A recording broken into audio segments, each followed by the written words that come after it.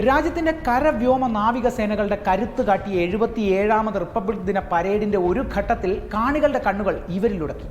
ഒരാളുടെ പേര് കരൺ, മറ്റേയാൾ അർജുൻ. ഓർത്തു വെച്ചോ ഈ പേരുകൾ. 2 പേരും ചില്ലറക്കാരല്ല.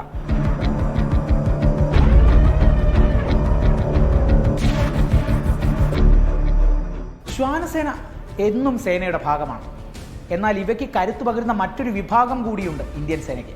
അതാണ് റീമൗണ്ട് വെറ്റിനറി കോർപ്സ് അഥവാ RVC. ഇതാദ്യമായാണ് ഈ വിഭാഗം കർത്തവ്യപഥിലെ റിപ്പബ്ലിക് ദിന പരേഡിൽ അണിനിരക്കുന്നത്. ഫാൽക്കൺ ഇനത്തിൽപ്പെട്ട പക്ഷിവീരന്മാർ സേനയുടെ ഭാഗമായിട്ട് അധികമായിട്ടില്ല. കുറഞ്ഞ ചെലവിൽ ആകാശത്തു നിന്നുണ്ടാകുന്ന ഡ്രോൺ ഭീഷണികളെ നേരിടാനാണ് ഇവയെ പ്രധാനമായും ഉപയോഗിക്കുന്നത്.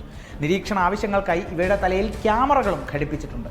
ഇവർക്കൊപ്പം ഇന്ത്യൻ സേനയുടെ അശ്വാരൂഢ റെജിമെന്റായ 61 കവലറിയുടെ സാന്നിധ്യം രാജ്യത്തെ സേനയുടെ കുതിരപ്പടയുടെ പാരമ്പര്യം വിളിച്ചോതുന്നതാണ്.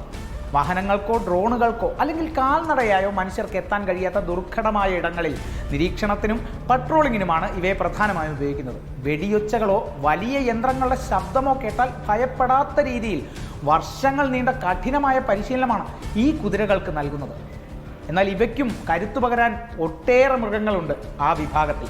മരുഭൂമികളിലും ഹിമാലയം പോലെയുള്ള ഉയർന്ന പ്രദേശങ്ങളിലും സൈന്യത്തിന് അവശ്യ സാധനങ്ങൾ എത്തിക്കാൻ ഡബിൾ ഹംബാക്ക് ക്യാമൽ എന്ന ഒട്ടകങ്ങളും സാൻസ്കാർ പോണികളും സൈന്യത്തെ സഹായിക്കുന്നു. -40 ഡിഗ്രി തണുപ്പിൽ പോലും അതിജീവിക്കാൻ ശേഷിയുള്ള ഇവയെ ഇതാദ്യമായാണ് കർത്തവ്യപഥിലെ പരേഡിൽ ഉൾപ്പെടുത്തുന്നത്. വാഹനങ്ങൾക്ക് കടന്നു ചെല്ലാൻ കഴിയാത്ത അതിർത്തി പ്രദേശങ്ങളിൽ സൈന്യത്തിന്റെ സഞ്ചാരം സുഗമമാക്കാൻ ഇവ വലിയ പങ്കാണ് വഹിക്കുന്നത്.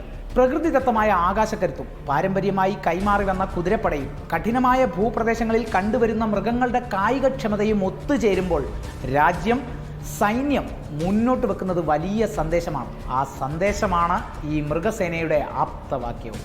പശുസേവ അസ്മാകം ധർമ്മ. മൃഗസേവനം നമ്മുടെ കടമയാണ്.